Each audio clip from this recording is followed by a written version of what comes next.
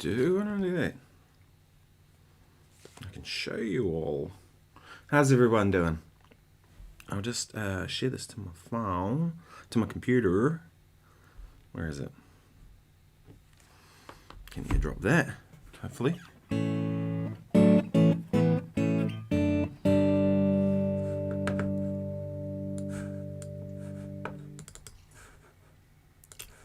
Alright, can I open it? There we go. Put that over there, I think. If I go to that one, will that show up? There we go. Okay, how's everyone doing? It is Thursday morning, 10 a.m.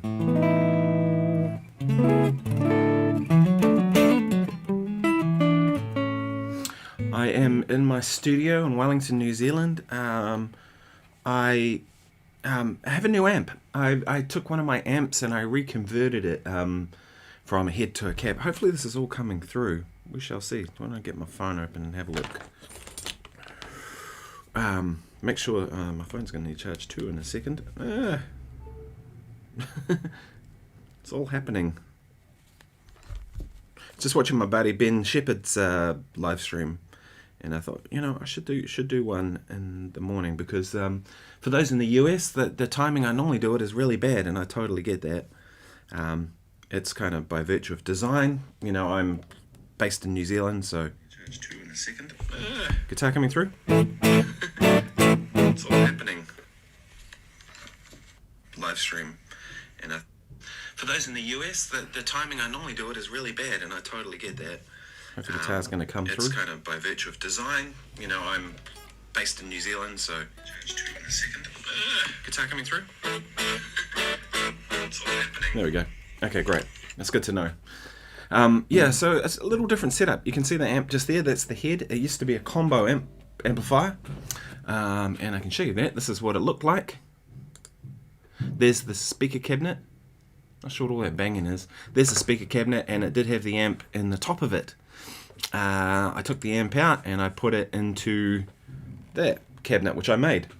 And I made that out of scrap bits of wood I had lying around, some old teak and some oak panels and stuff like that. And so now what I've done is I've put the cab in the room next door, and I can have the head in next to me here so I can change things. And that's just at dry.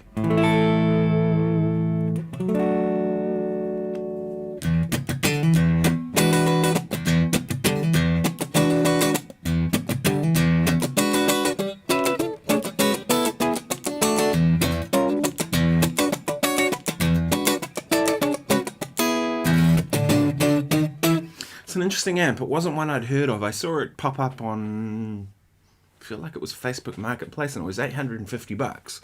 And I was like, man, for that amp, it's kind of crazy.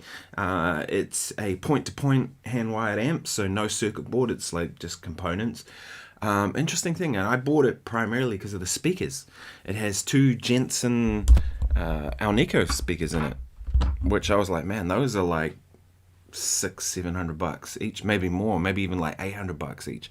So I'm like, one speaker is the cost of the whole amp. And I thought, well, I'll buy it, you know. And you can see it's a 212. I've only got one speaker connected at the moment, and I've got two different speakers in there. I've got one is the Jensen. The other Jensen I took out and put in my Deluxe, which is what I bought the amp for in the first place, because I wanted to raid that speaker. And the other one is the speaker that used to be in my Deluxe, which was a Victoria version of an Eminence Legend. It was Victoria's version that they got made for them. So, and that speaker's a bit more mid-range heavy. I'm not crazy about that speaker, but it does sound better for certain things, especially if you really start driving hard. It'll cope with that better. But this is the Jensen. An interesting amp that is. I could do with a bit more juice, couldn't it? There we go.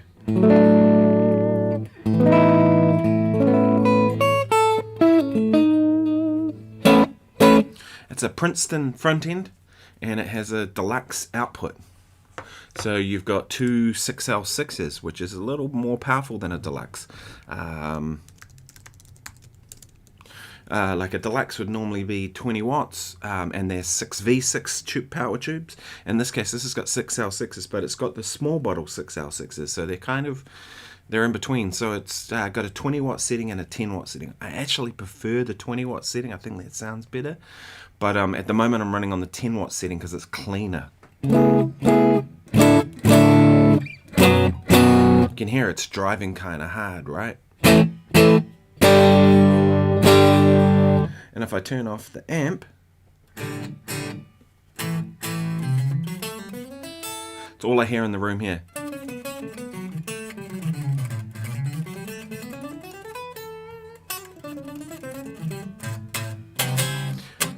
You can see that the level in the room here is actually not very... It's not very loud at all because it's in the room next door. It's only a 10 watt amp. It's running as a 10 watt amp at the moment, so it's not really running that hard. I can hear the strings of the guitar when I'm playing, which is kind of crazy to have an amp, you know what I mean? So ultimately what I want to do is this wall, I'm going to have a bunch of heads here. Most of my amps are combos. I have a Victoria 2112, which is like a Tweed Deluxe. I have a Victoria Bassman. Both of those are two of my favorite amps I've ever had, but they're combos. And I could put them in here, and I probably will, because I could always run a speaker jack out to that speaker in the other room. But I think heads are just easier, and you can just kind of control them. So I've got it over here at the moment because you can see it, because otherwise the big amps would be behind me. An amp would be behind me. But it does sound good. I'm going to crank it up. Give me 1 second. I'll turn it up on full, eh?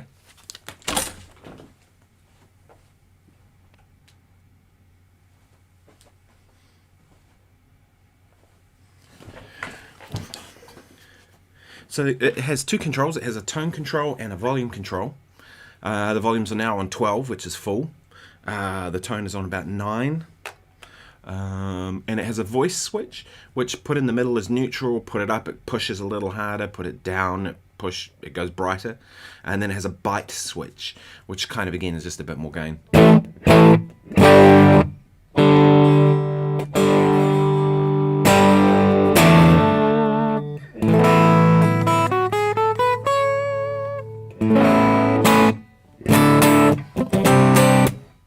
Turn my mic off.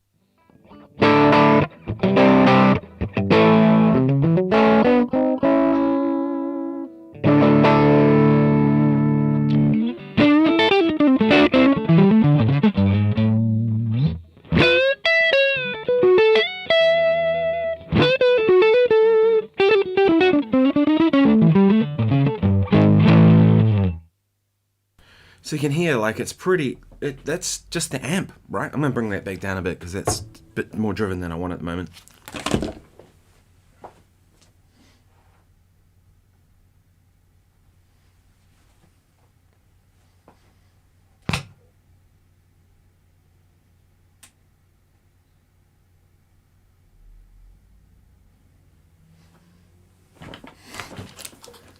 So what I've done there is I've just put it into the 20 watt mode instead of the 10 watt mode. So there might be a little bit of hum coming through. Bugger all, really, right? Because like, hum's an interesting thing. Like, when you have an amp that hums, it's in relation to the level of the amp, right? So if the amp is loud, which this is at the moment, right? I've cranked it up. It's in the room next door. The cabinet's in the room next door. When your guitar level is at this level, if the hum is this level, the difference between them is you don't really hear the hum, right? Because you turn the mic down to match the level of this. That the noise, it's like a ratio, right? The ratio of how much volume compared to how much noise. Now, if your guitar level is this level, the ratio between your guitar level and your noise is much closer and will be more audible, right? There's a little bit there, but I prefer the 20 watt mode on this amp. It's a little sweeter. Crazy thing about this amp too, it doesn't have a huge amount of bottom end.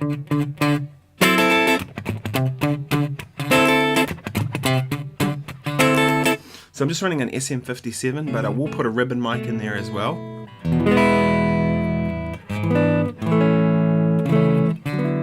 Will it replace my fractal? No, not at all. I don't kind of look at it as this is, you only have one tool. To me, that's why I've got many guitars, right? When I do sessions, it's And I did a radio show yesterday with a guy called Paul up on the Kapiti Coast, and the radio program will be coming out on Sunday. But one question he asked is like, how many guitars have you got and why, you know?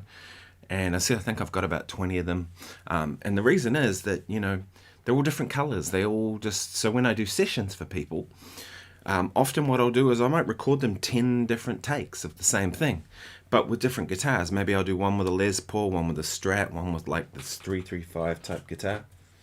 This one, because they sound different and they feel different and they make you play differently, and all of those things are important, right? It's the same thing with amps and stuff, right? To me, the Fractals, the FM3 is one of the best bit of gear I've ever bought. I'm actually thinking about doing a video about that, you know, about the best gear I've ever bought over my career, because that would be one of them. It'd be in the top 5 without a doubt. Because it gets used so much, right? Like, to me, it's an interesting thing. I was thinking about this the other day, that I get the occasional session where I have to do heavy metal stuff. No, not so much nowadays, but I used to get a lot of that, when especially for TV stuff. You know, they would there'd be a scene where there'd be a fight in the movie or in the program or whatever, and they'd have a heavy metal song behind it. You know what I mean? And I'd end up having to play that stuff, which was cool. But it's not that common. It's probably 1 in every 100 for me. Maybe that's just the nature of the music I play. So to me, to have a separate amp and setup for all that's not worth it. You know, I used to go and borrow a Mesa Boogie. Now I just use a Mesa Boogie model in the Fractal and get it done quick, right? But having amps, you know, they do a certain thing as well. There is an immediacy with amps. You see, that feels very immediate under the fingers, and I find stuff like that is really inspiring. The thing with an amp is it's super easy to change it quickly. I mean, if I had the amp head here, which is one thing I'm going to do, I'm going to put it where I can reach it quickly. Having the amp next to you means you can just kind of go, new sound, like that quick. And I work quick. When I'm in the studio, it's like, man, I'm moving quick, right? There's no mucking around. I'm not running any pedals at the moment. I'm just running direct in, but I probably would run stuff. Although, for recording sessions, most of the time I just run stuff dry, to be honest. So this guitar should sound a little different.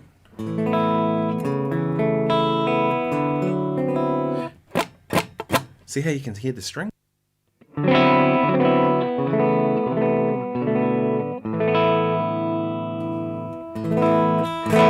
See how different it sounds when you can hear the strings from this microphone here?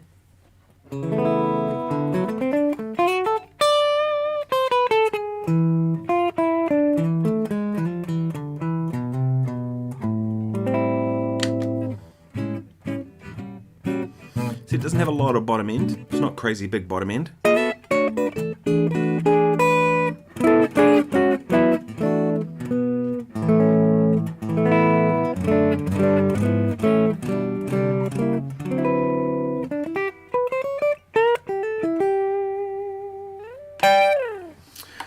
And so it's an interesting thing, because when you have that kind of more concise sound, like there's not a huge amount of bottom end in it, but there's enough bottom end.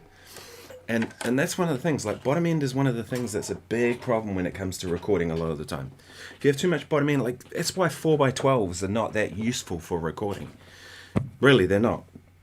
Because a lot of times a 4x12 just has too much bottom end. You have to wind it off. So a lot of people use 2 12s or even just 1 12.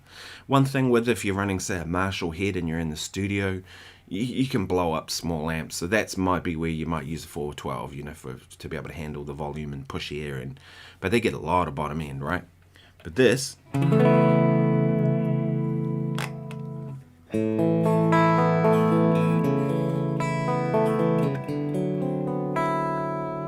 super useful. All you really need is a touch of reverb on that, and you're away, right? And then the different guitars to kind of change the tone. I probably would use pedals, because it's not a really high gain amp. It's pretty low. It's like, it's clean, or it's like a Fender Princeton, right? You can get it to bark a little bit if you turn it up. But even then, I'd describe it on the cleaner side of things. This is what happens when it's morning and it's kind of cold, and then your hands are warm, and you play guitar and it goes out of tune all the time. Any questions? If you're new around here, please like and subscribe. All that stuff helps. If you've been here for a while, then and you're a subscriber, then thank you very much. Someone left a comment on my last live stream saying, I bet a lot of your viewers are in the US, and that, you know, he was complaining about the time, saying it's 4 a.m. here and that. And I was like, well, about a quarter of my viewers are in the US. I noticed he deleted his comment, which was fine. You know, he said he was just being a dick. So whatever. You know, but it's yeah, about a quarter of my viewers are in the US, which is cool. But what my analytics tell me is that most people watch my videos between midnight and 8 a.m. New Zealand time. So that's not a time to be live streaming. I can't be doing it. So yeah, so I thought, well, it's morning. I haven't yet even finished my coffee. I was just chatting with Richard Murray, a buddy from Auckland. Fantastic bass player. And I was watching Benjamin Shepherd's live stream. And I thought I should actually do a better timing for the people in the US, and then I can show what this amp sounds like. This thing.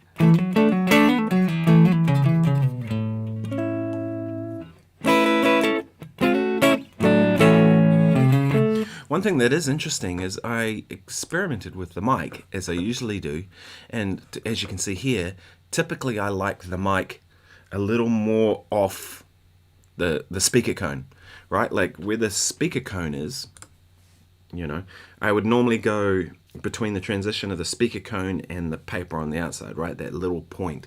That's the sweet spot of any amp. This amp seems to work a little better, just a little more on the speaker cone. You know, just gives it that brightness that you kind of want.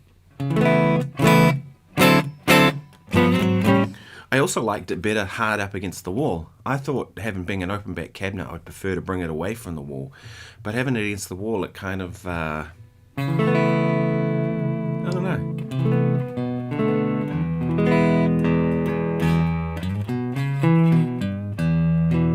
And I mean, the thing is, I probably would end up adding some EQ to stuff anyway. So if I go to here, I wonder if I can do this.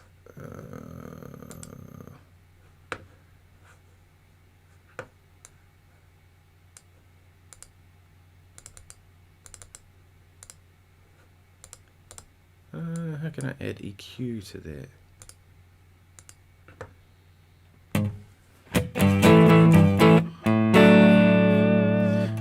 Maybe I can't because I'm recording. I don't know. Can I? No, it's not.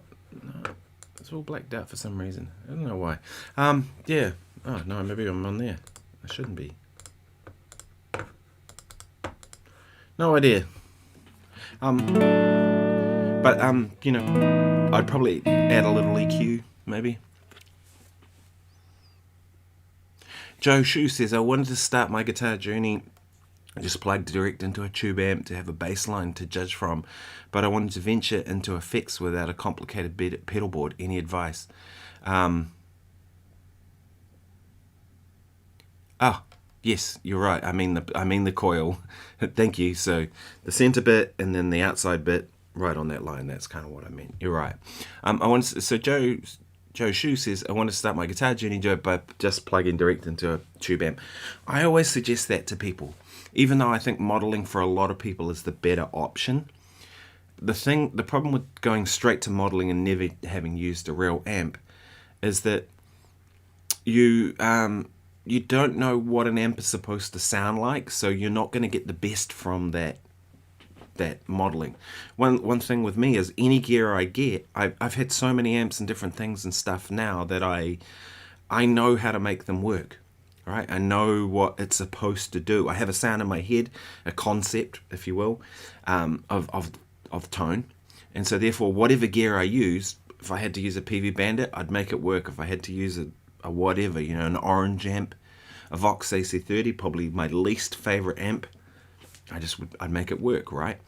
And that's because I know in my head what I'm trying to achieve, right? And I'll just manipulate the controls till I get that thing. And I think for a lot of people, like I've often suggested to people, the best amp to get started with is like a little Blues Junior. Those things are not crazy expensive. They're a tube amp. They've got volume and a gain control, so you can drive it a bit and kind of figure out how gain structuring works. It's got an EQ, it's got reverb, it's got a 12-inch speaker, they're portable. It's loud enough to play with a drummer as long as it's not a heavy-hitting drummer. So I find that like that's a really good way to get started and then get into modeling, because, you know, for a lot of people, modeling makes sense, right? If you're at home, because, you know, maybe you live in an apartment, maybe you've got family, you know, that you need to do. So, yeah.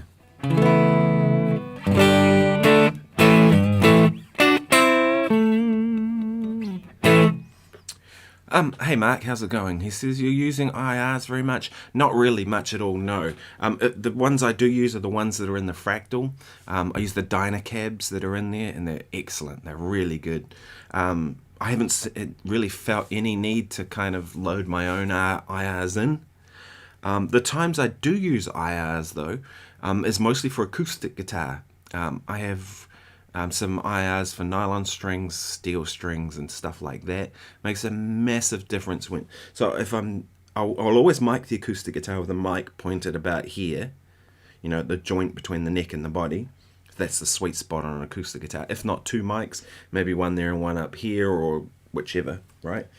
And then I take a DI as well, and I'll run the DI through an IR.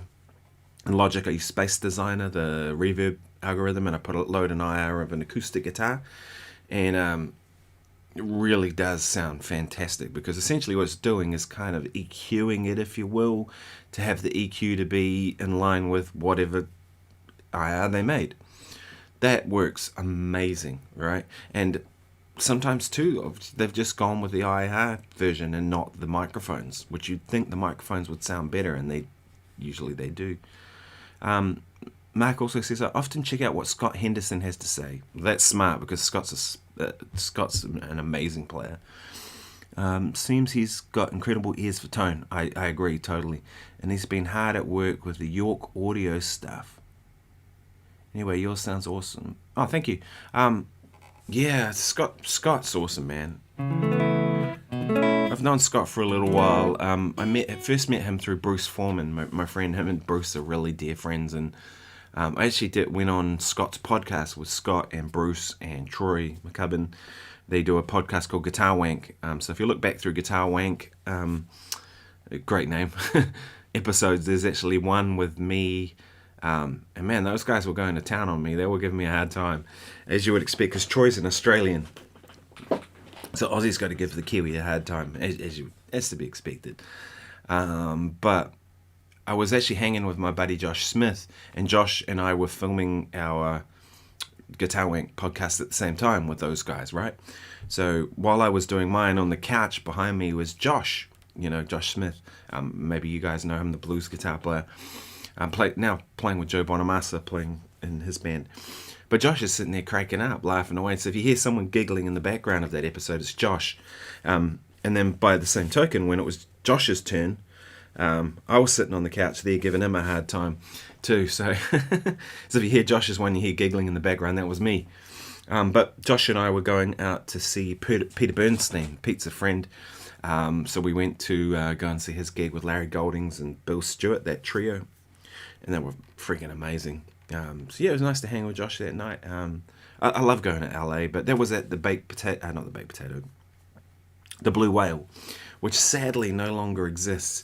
If you watch any of those Julian Lage videos, like I'll Be Seeing You, where he's in that little club with all the people sitting around him, that's the Blue Whale, but it's not there anymore. I loved that venue. It was my favorite in LA. Or the Baked Potato. I like the Baked Potato too.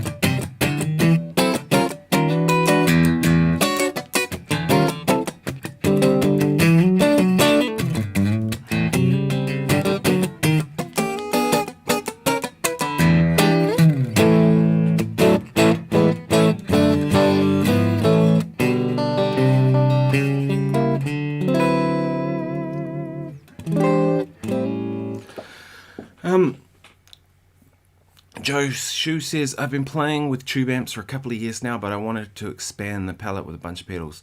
Yeah, that's what I do, right? Like my whole concept of amps, be they a virtual amp or a real amp, it's the same thing, is to get the amp to the sweet spot, right? And all amps have a sweet spot. There's like a point where it's not quite distorted and it's not quite clean. It's like right in the middle, right? So if I hit hard, like where this amp is at the moment,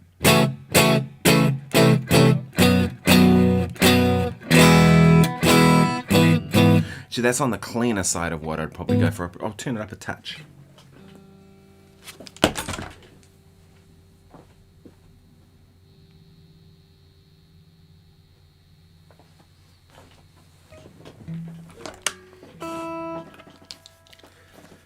There is a bit of hum. It does need some new caps. I've got to get it done.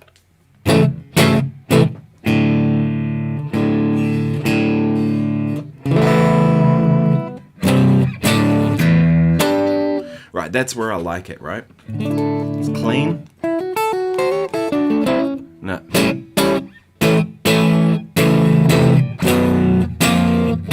See, it's just...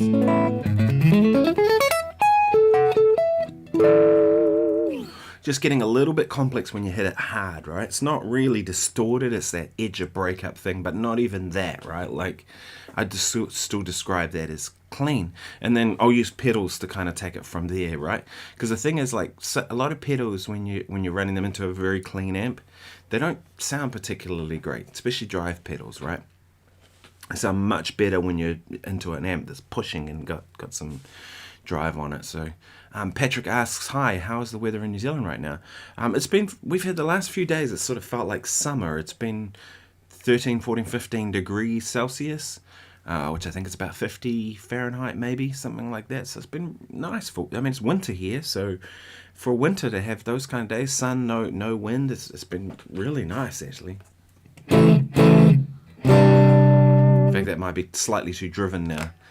There is a line.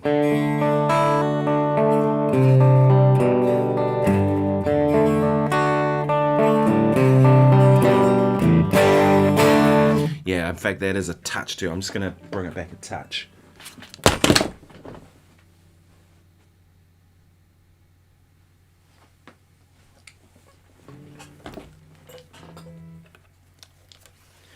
Interestingly, that's the difference was going from 8 to 9. Went from clean, very clean, to just a little bit too drivey for me. I'm now on 8.5. And there we are, that's the spot.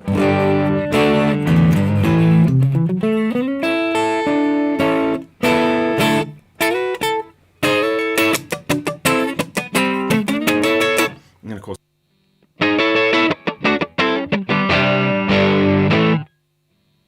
in fact, that might be just a touch too driven too, you know. Yeah, so it's been really nice actually. It's been good. You know, we needed some good weather, and making that head, I made the head out of just scrap wood I had lying around, a bunch of oak panels that I had. The front is teak. I put a plywood piece over the back just to cover the amp part for now, but I will actually build a panel there to go on it, and I'm going to build a place for a speaker to output to kind of sit, so I can have it. At the moment I just shove the wire straight into the back of the amp, the speaker cable I should say, but I want to actually wire that into the cabinet so that I can have a proper output. And I'm actually thinking I might put one of these in, one of these sort of guitar jacks that recesses it a little bit instead of having it sticking right out, taking up more space, so I can have the amp closer to a wall. Same thing with the speaker cabinet. Mark says he's been listening to pretty much all the Guitar Wank stuff. Awesome. Learned a lot from it. Yeah, me too. Those guys are great. It's really cool to know about the IR thing for acoustic guitar. Any recommendations where to get them? Yeah, which one? I'm trying to think which ones I went with. I'll see if I can find it.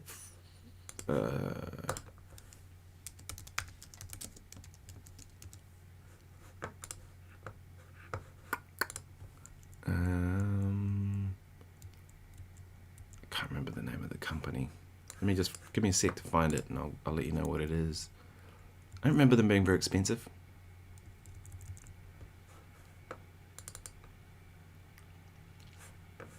3 Sigma, according to the manual.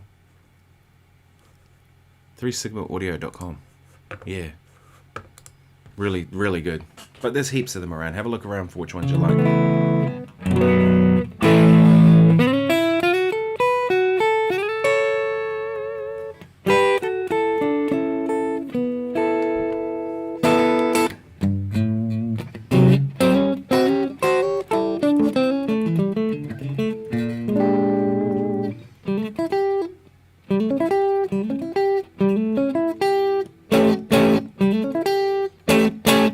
Just that little bit of bite. You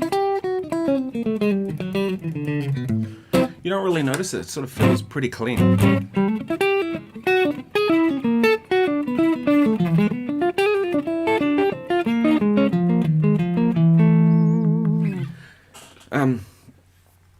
What's Petrogas? What's the? That's winter, of course. Yeah, exactly. What's the signal path roughly for this stream?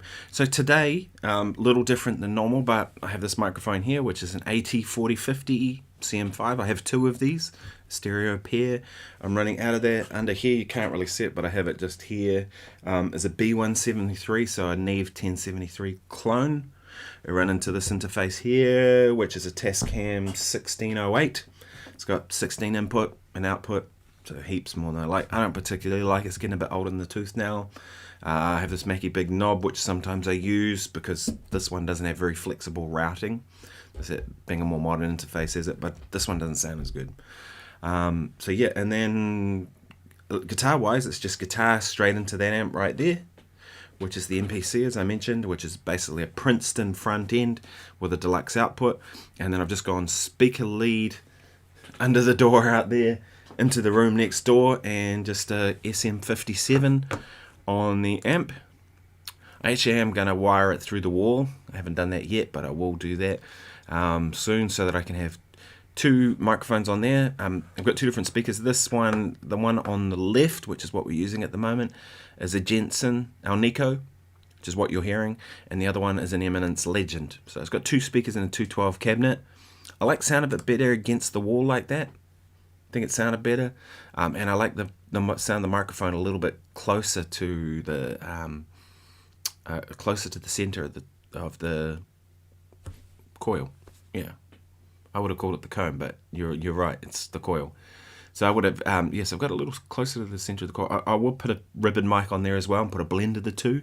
I think that's kind of the magic combo, ribbon plus thing. Yeah. Does sound pretty good though, right? Sound even better if it was in tune. Can't stand out of tune guitars. I wouldn't normally use this clip-on tuner, especially not when I'm recording. It's just what I had handy for right now. The tuner I use most of the time is the one in the VP4. I don't even have a tuner on my pedal board. It's just the tuner in the VP4. It's super accurate. Or if I'm using the FM3, then the tuner in the FM3.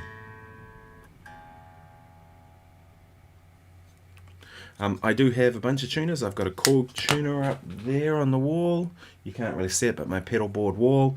Korg tuner. I've got a TC Electronic. What's it called? Polytune. Those are really good. That's probably what I'd use if I was using a pedal tuner, but the VP4, when I put it into heel down position, so volume off on the volume expression pedal, I run that so that it that engages the tuner every time, so I can tune between songs silently.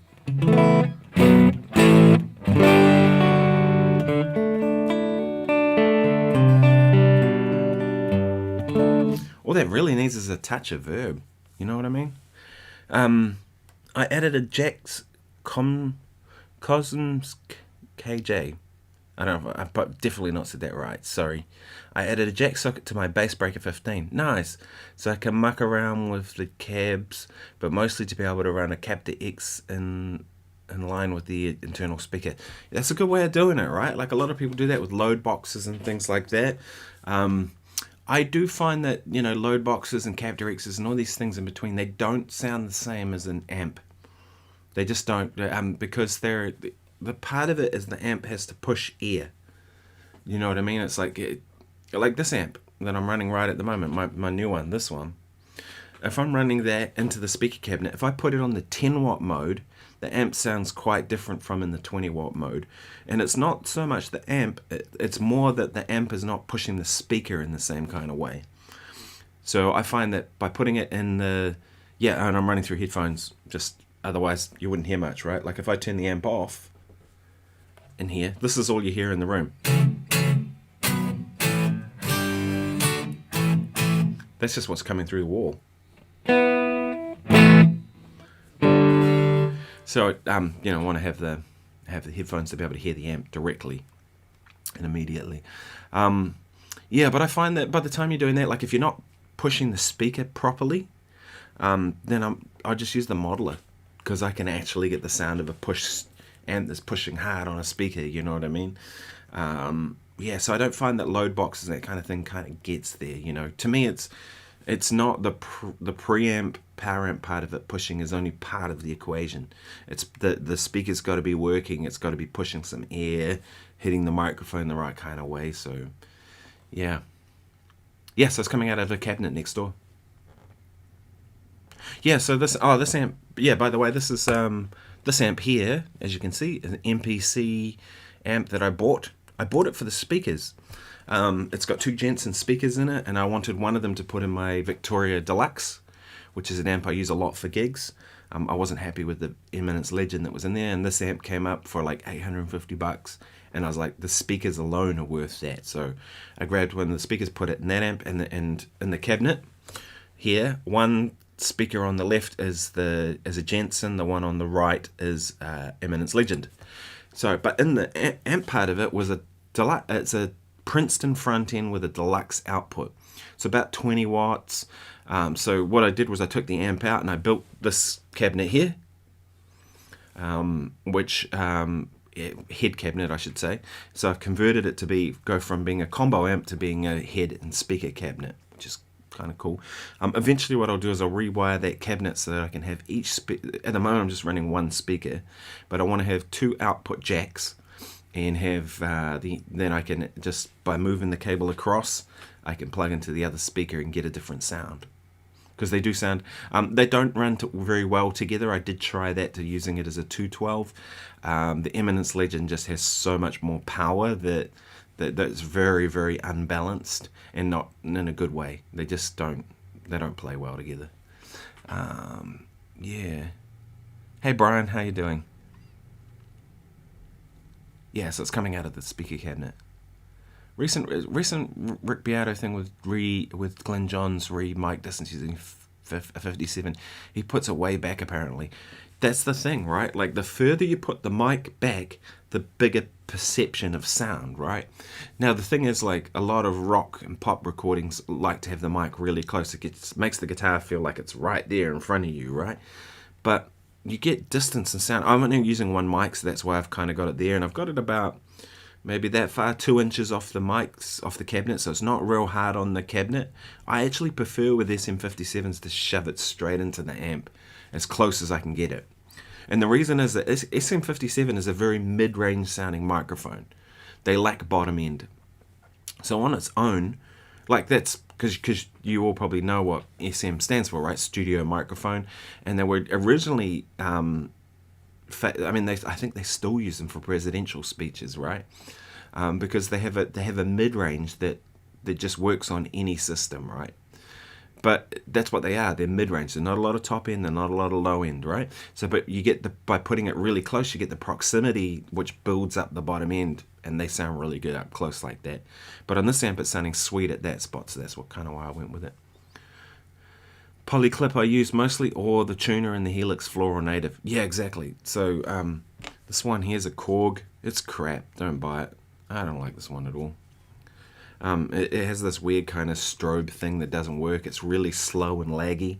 You'll play a note, it'll go ding, and so it's just annoying. The best one I've got is actually a little Ibanez one that's sitting in my gig bag upstairs. It doesn't have an on-off switch. You literally, once you clip it on your guitar, it turns itself on once it feels the pressure, and then take it off, right? Yeah, so monitoring through headphones. The captor has a reactive load, so it's a bit more realistic than a simple resistance load. But I see, yeah. So yeah, reactive load, and the thing is, the aux is a similar concept, right? The aux box, I think they're called, where it's emulating the speakers and stuff like that, and they can work pretty good. But to me, if I'm gonna, I might as well use the modeler if I'm gonna go down that road. You know what I mean? Like the whole point of this amp, or any amp for me, is that I want an amp to be a real amp, and I want to use it at volume. And so I mean, it's not that loud. There's natural distortion from it.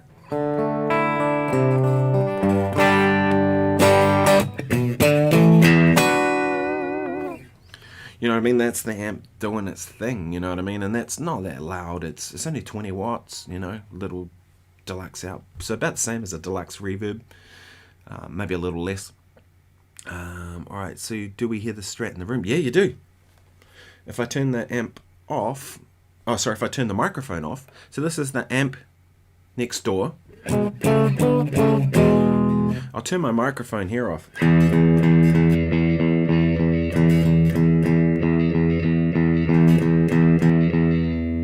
So that should give you an idea of how loud it is in here, which is barely anything, because you can hear the strings on a solid body guitar, right? Like substantially. This is the mic on.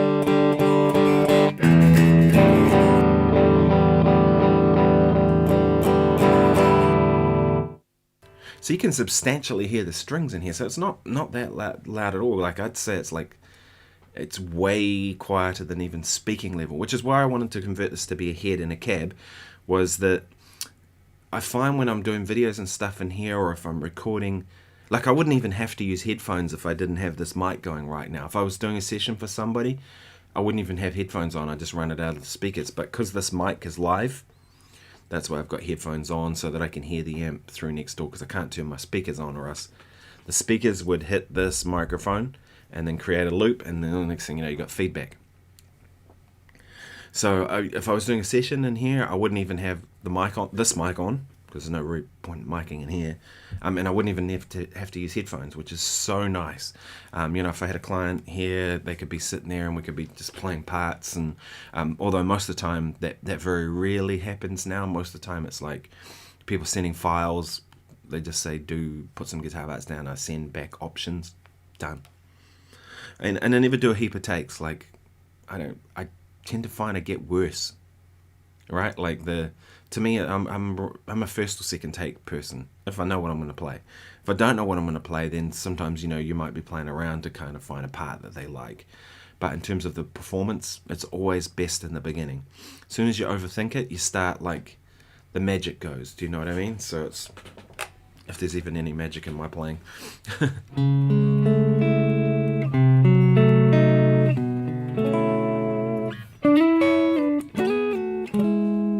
I should have brought my pedal board out actually, because I'd love to have some reverb on it. It's pretty dry.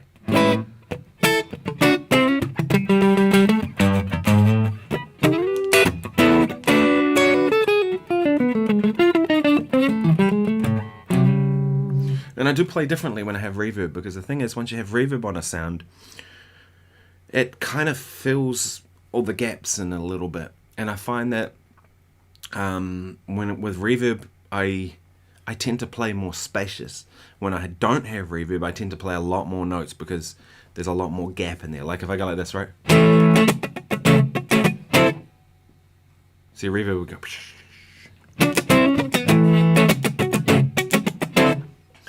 I tend to find when I play dry like that, I play more rhythm, right? It feels like more of a rhythm sound, right?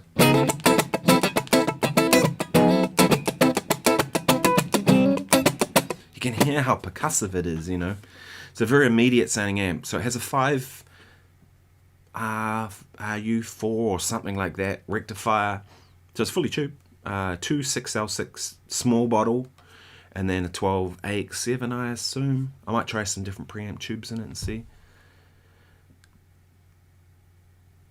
Yeah, Mark says there's something to be said for having a bit of acoustic sound from a Strat or any guitar, to be honest. Sounds great. I agree. Right?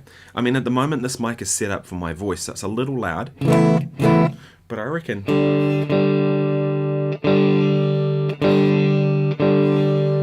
So this will be really quiet for my voice right now, but this is where I'd want it if I was recording, right?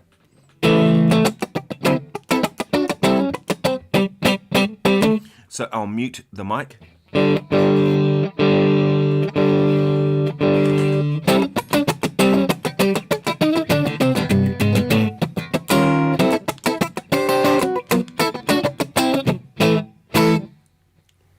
So to me, that's kind of ideal, right? Like just having a little bit of that string in there to get the percussiveness, which is what a tube screamer does, right? A tube screamer is a blend of your clean signal with a distorted signal. Man, tuning today. See what I mean about the lag in this bloody tuner? Look.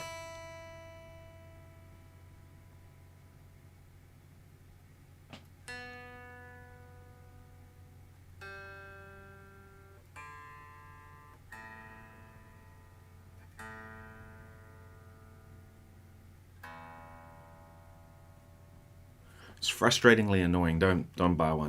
They're a piece of crap. I bought two on the same day because I wanted to have two, and I bought this one as well. And don't buy this either. This is even worse. It's alright if you plug directly into it, but the mic on it is terrible. But I bought this with the idea of having a metronome as well. But that's the worst metronome sound I've ever heard, and it's so quiet. That's it at full volume. You know, so like the sound of an electric guitar without with unplugged would probably be okay with that sort of sound. But you know, maybe if you're at an airport and you've got an electric guitar and you want to practice with a metronome without it being too loud. But man, I ain't carrying this for that reason. I'm gonna just don't get that piece of shit. It's terrible. I just use my phone, which is what I do, right? Like I just use the apps in my phone. So the ones I use, if you want to see them, those are the ones, my metronomes.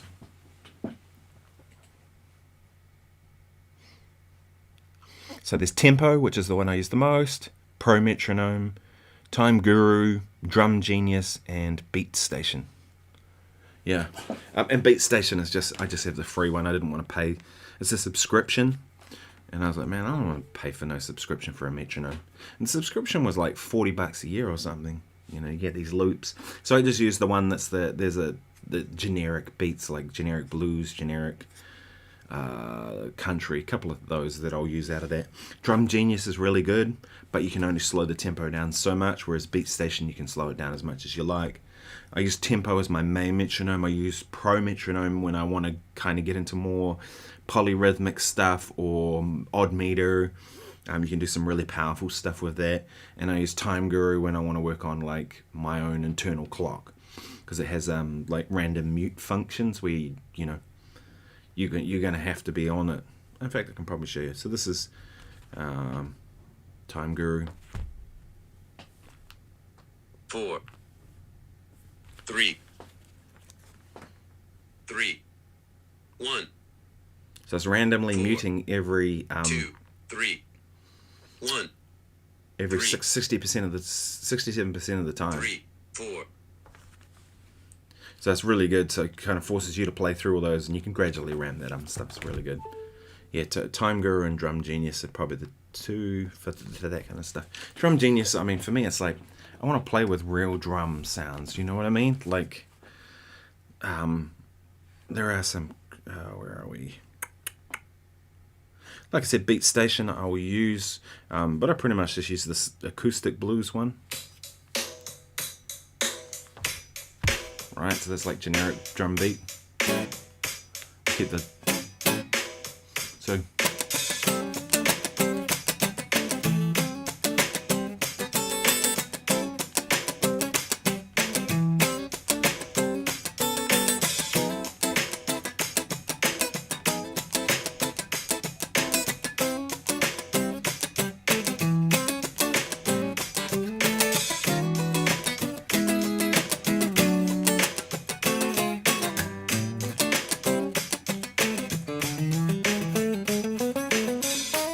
You know, I'll sort of use that as my main one. One thing that's annoying about it though is I hit stop and it will play out the bar. doesn't stop immediately, and I keep thinking I've missed the stop button. I get it because it's kind of loop based, right? You can go from one loop into the next, and but that's often how I use it, just setting it up like that and playing grooves and stuff, you know.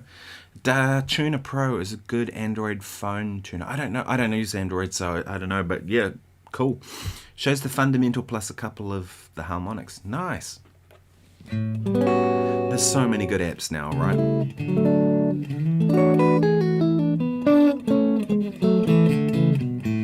Yeah, I agree. The only thing with Drum Genius is you can't change the tempo too much. You've got, you can go maybe 10 dB either side because they're actual loops of real players. And some of them start sounding pretty glitchy when you start. That's the only thing with it. But if they're in the ballpark of the tempo you want, really good. So like here, I'll go this one.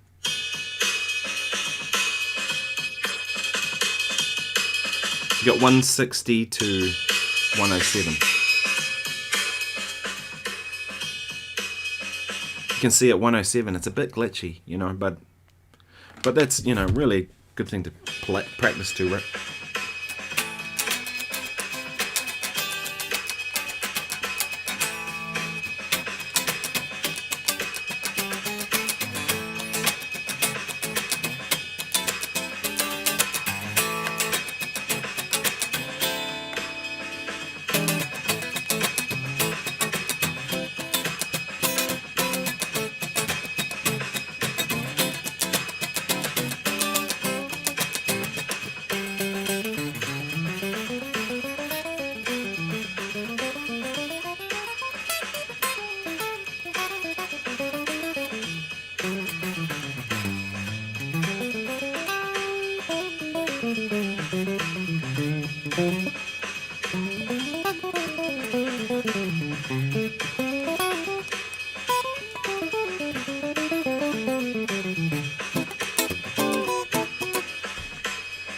Yeah, so I'll often do that. I do find with this guitar I don't like turning down the volume. Notice it got real dark there. I'm actually about to rewire to replace these electronics. There's a really cool guy in Auckland, Brad, who has a company called Tone Merchants. He's gonna hook me up with a wiring harness, so I'll have a look at his website and pick out what I want to do, and he's gonna wire it all up, and then I can just basically pop it in and connect two wires, and we're away. Because I ain't good at soldering. My soldering is a bit rough around the edges, you know what I mean? Like I can do it if I have to, but he's going to do it all, make a harness up, and we'll just put it straight in, which will be awesome. Thanks, Patrick. I'm glad you like it.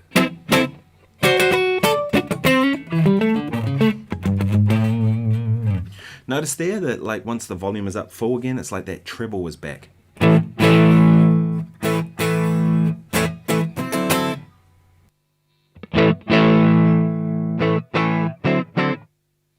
So it gets a bit muddy.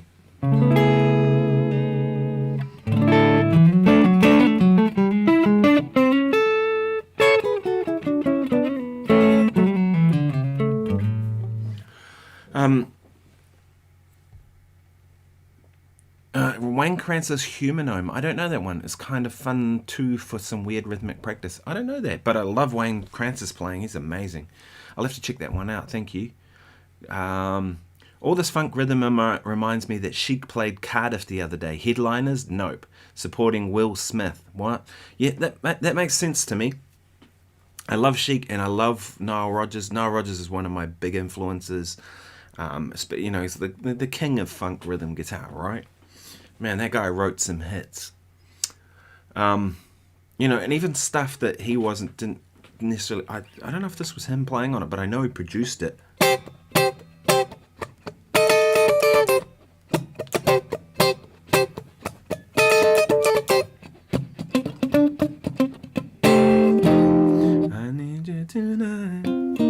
So on and so on. That song, the In Excess tune, I know he was involved with that pretty heavily. There's some cool guitar parts, you know what I mean? But he's not known amongst the public, because the thing with headlining shows, it's not about who's best, right? If it was, then, then some amazing musicians would get to headline shows that never get to. Some, like you mentioned Wayne Krantz a moment ago. Wayne's amazing. That dude's a mofo guitar player, man. I took some lessons with him some years ago. Incredible. Changed my whole concept of music, and I bought his book. So I have a copy of The Improviser's OS, which is fantastic. But Will Smith is like proper famous. Like, that dude is well known. Like, you could talk to anybody, non-musicians, and everybody will know who he is. They all know Men in Black and all those movies and things, and, you know, like, proper famous. And that's what that's about. Headlining shows is about, like, you know, is about, like, your popularity, not necessarily your ability. Do you know what I mean? And I'm sure Will Smith's band was probably banging, right? I mean, he can have anybody he wants.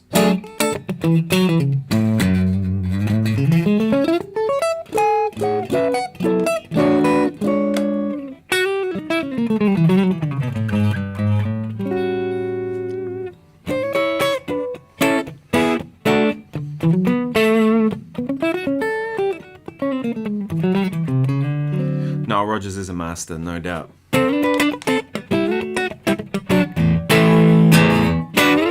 Someone I'd love to meet. I've never met him. One day, hopefully. But yeah, I mean, Will Smith, like, in terms of songs, he had a couple of hits, right? Like, proper hits. There was that one from the Wiki Wiki Wild West from that movie, you know, which was basically a rip-off of Stevie Wonder's I Wish. It has...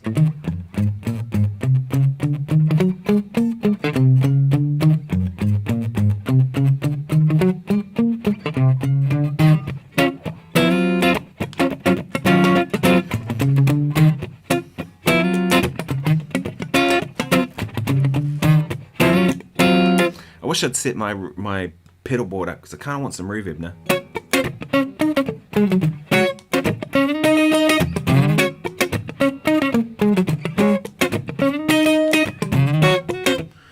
Man, tuning today. Woo!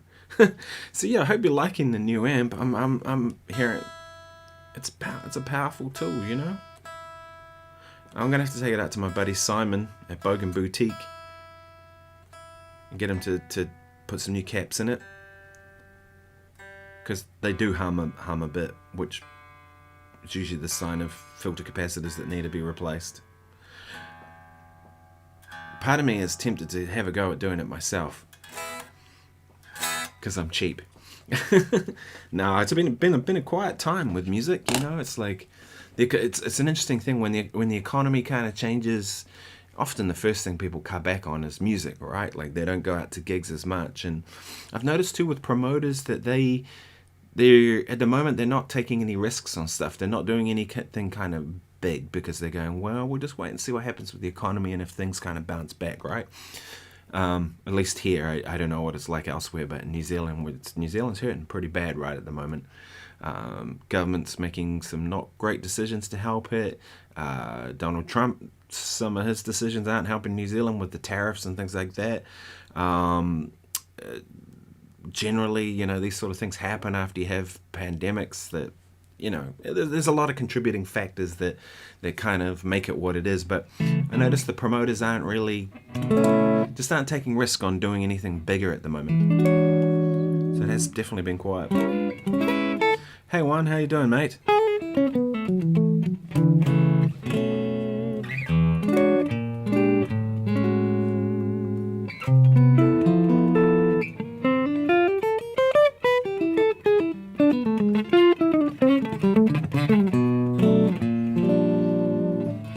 Let's swap over to that other guitar. I would normally mute the amp when I do that too, by the way. It's just because it's over there and I won't have to take my headphones off for this. Very different. Is it the same in the UK? Yeah.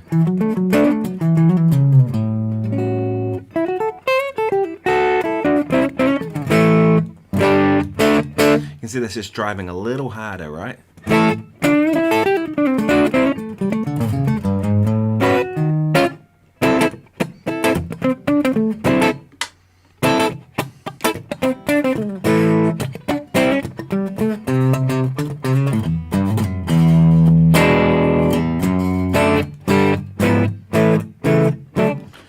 I used to do a bit of front of house, and on some of those music biz shows, I'd get told to make sure the support didn't blow the headliners away. That's the thing, isn't it? Of course, some shows the acts already knew the score. Everybody knows the score with that. When you do an opening act, you know that it's going to be sabotaged a little bit, right? I remember seeing Janet Jackson play here many years ago. Might have been 20 years ago. And Shay Fu was opening for her, a local kind of funky hip-hop kind of guy. And he... the sound was so muddy when he was playing. It was like you couldn't make out any detail. It was just like, it was like sound like this, right? And then as soon as she comes on, the mix is crystal clear. And I was like, the classic sabotage it for the opening act, right? Because, you know, it's the thing. I know, I remember seeing the rider with John Schofield when he came here, because I did that tour with him. And the rider that got sent out to all of us, it was pretty clear that they said no guitar players in the support act. And I thought that's interesting because, you know, like Sco plays a lot of guitar, right? So the last thing they want is the support act with someone playing a whole lot of guitar. And I've seen, you know, because then by the time he gets on there, people are sick of guitar. They don't want to hear any more of it. He wants to be fresh by the time he gets on there, you know what I mean? And I remember that happened in Wellington with a singer called Holly Smith, a really great kind of soul singer. Worked with Holly a few times, and she was there with her band. And the promoter decided that whoever it was, I don't know who the promoter was, that they'd get an opening act, and they booked another singer who was very similar to Holly Smith. I get the thinking, right, that well, they're similar, let's put them on the same bill. He also had the same band for both artists, right? The opening act singer had the exact same band. And I guess he thought, oh, well, one set of backline, whatever. Holly was pissed about it. I remember hearing that she was pretty mad because, you know, essentially it's like now you've just sabotaged her show, right? It's the same band, someone doing similar type music. By the time she gets on there, it's like, you know. So yeah, I get that with the whole thing. But the same token, you know, you give the opening act a fair chance, you know, to make it real muddy and nasty.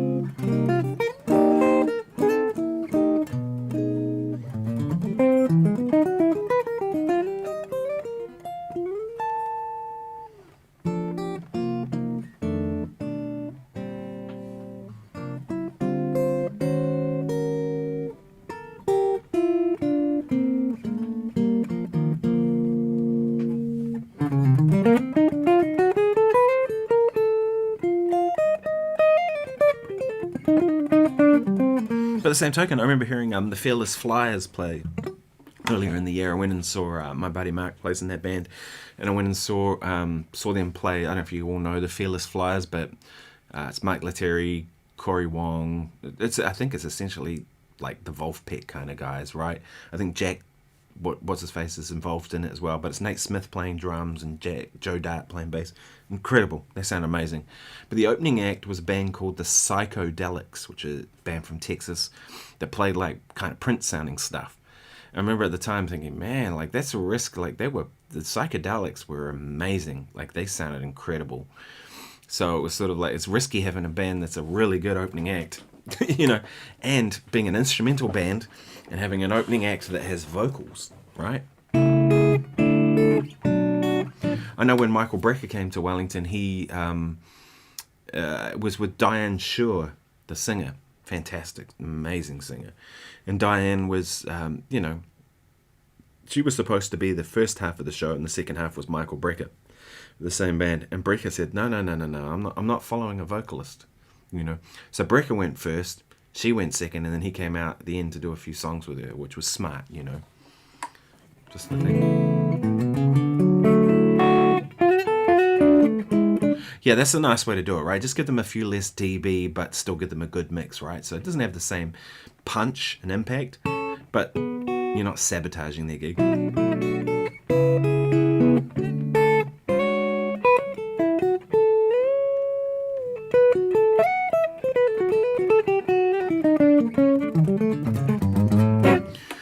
Mike says, I love the idea of more old school approach to programming music. Me too.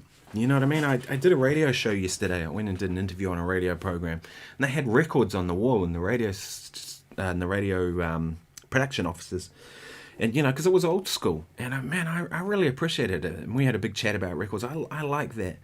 And it's an interesting thing, you know, when you play on that radio station, they've been talking about playing an album from beginning to end every Friday night or something like that. And I thought that's an interesting thing, because when you program things, right, like if you just play song number 2 on its own, well, that's fine. But if its intention is to be part of an album, song number 2 will sound different if you've just heard song number 1 before it, right? Like, say it's a ballad, you know, maybe you hear an up-tempo song that's really energetic and angry, and then song number 2 is like a really kind of milder kind of thing, right? So it's context, right? So I think that's it. Mark says, from what I understand, in the 60s, it'd be really diverse. Yeah, now it seems to be the same sounding all night.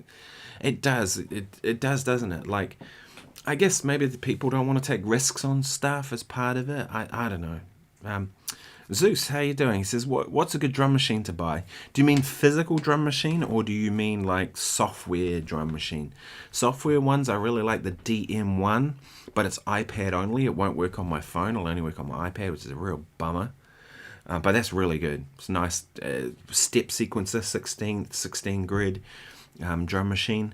To be honest though, I don't really use them that much. I just use Drum Genius, or I use that Beat Station, that stuff on my phone that I talked about earlier. Or if I use if I want to use drum things, it'll be usually in Logic. That's how I do most of it. I bought a bunch of drum loops lately. I've been doing a lot of that. Actually, I don't play drums. It's the one thing I can't do with my music, right? I can play bass. It's my bass over there. I can play a piano enough, a keyboard. You know, I'll play that to play keyboard parts. And, of course, I play guitar. If I had to, I could sing and probably auto-tune it to make it work. But I can't play drums. I don't have drum kit. I don't have the equipment to do it, so I can't really do that. So for me, like, having drum loops is really handy, because I can put a drum loop in and all of a sudden I hear music and it inspires parts. So I bought the Nate Smith bundle. I bought some from this guy Tane at Source Audio. I bought a pack of his called the King's Bundle, which is like breakbeat stuff. What other one? There was another one I bought. But I got about 5 or 6 of these packs of drum loops now, and then of course there's all the Logic ones and stuff like that. You want a physical drum machine? There must be a bunch of Boss ones. I'd buy one secondhand. Like, if you're wanting it for like really good production, then, you know, don't buy like a drum machine. Buy like a sampler, something like those Akai ones, or like an MPC. Would probably be a really good one if you're actually going to use the sounds. But if you just want it for practice or stuff like that, you know, to kind of be a metronome but a bit more exciting, then just get like the cheapest Boss one you can find on eBay or whatever, you know. But even then, I'd still just use my phone. It's just easier. And, you know, I don't want more equipment. I want less. Just for jamming. Okay. Then just use your phone. Seriously. Or if you've got an iPad, get the DM1. It's fantastic. I really like that one. There's some good sounds in it. It feels really good. Like, that's the thing. Like, I find with drum machines, it's how tight the samples are. It'll sync to the pad and all that kind of stuff. And can you swing the beat, all that sort of stuff. So I have to go in a minute, folks. I just wanted to show you this new amp. This one right here. Just my MPC.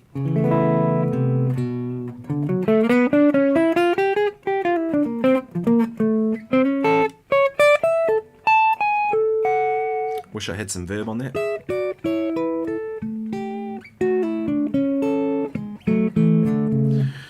I still think the Fractal's easier for doing the YouTube stuff, you know, so I'll probably still continue to use that. Maybe I'll use this for occasion, but this will be another tool to have, and I'll particularly use it for recording. AJ Hall, yes, I know. I met AJ Hall. AJ's great. He was out here with John Cleary. And we had a bit of a chat after the gig and got to know him a little bit. And he's a cool guy, and we've spoken online a bunch of times. I like AJ Hall a lot, and he's got some great drum loops and stuff. I should get some of his. I haven't got any yet, but I should. That's my next step.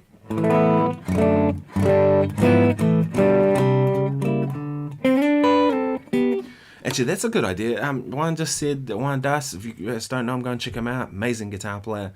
Says, we did an interview on my channel, so if you haven't watched that, you should watch that. It says, Moises is really good for that. You can put tunes in and separate the tracks. Great for simulating play along with a drummer. Yeah, exactly. I did that recently with a Keith Carlock thing. I went on YouTube, I got downloaded his... it was a drum solo that he did, and Keith Carlock's really a groove player, right? Like, he doesn't, when he solos, he will play fills and stuff, but really it's not like he's playing groove, right? So I downloaded this thing, and then I used that as making some of my own loops out of it, and I'm not going to do anything with them. If I was going to do anything with them, then I'd have to credit him, wouldn't steal from the guy. But as a practice thing, it was really fantastic to have that and be able to do that. Oh, you're welcome, Patrick. I'm glad you could join me for the stream. And yeah, so that, but taking them from albums too, you could use Moises and remove everything except for the drum part, and there you go. You've got a practice thing. You do the same thing with drums and just have drums and bass, and then have like a rhythm part. I did that for a Steely Dan tune called Josie. This one.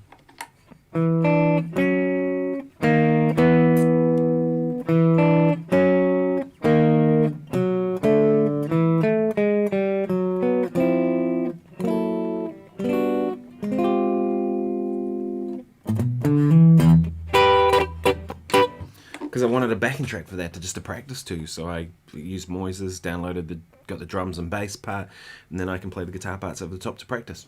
So yeah, I'll have to go, folks, but I thought I'd just jump on this.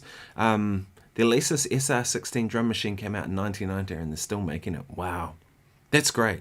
Yeah, I think there is something about having something physical though too is really handy. Maybe I should get a little drum machine here, something that I can just kind of keep on the desk. I love Steely Dan. Did that recently with Bill Stewart too. Great fun too. Yeah, exactly. You know what I mean? Then you get to kind of absorb Bill Stewart's playing, right? It kind of becomes part of your thing. So I have to go, folks, but thank you so much for joining me.